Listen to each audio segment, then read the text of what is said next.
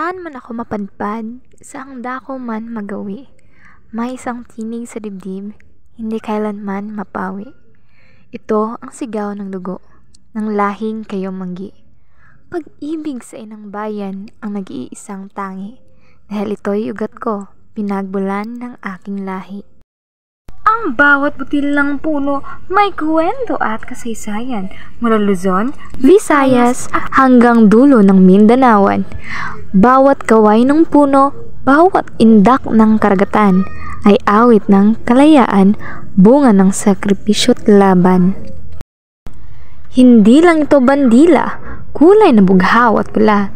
Hindi lang ito himno na may damdaming dakila. Pag-ibig ay pagkilos sa bawat munti mong gawa, sa tamang pagtapon, paggalang sa batas, panata, ang maging tapat na Pilipino'y hindi kailanman luma. Sa pag-unlad ng sining, sa siyensa at edukasyon, sa pag-iingat sa kultura at sa ating tradisyon, sa pagtulong sa kapwa ng walang kondisyon.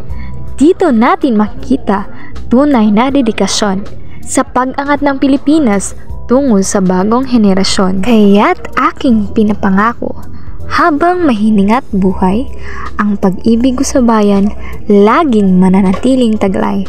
Huwag hayaang mabaon ang pag-asa sa kawalan, tayo ang magbabangon, tayo ang magtatanggol sa bayan, sapagkat sa puso't diwa, Pilipino tayo hanggang kamatayan.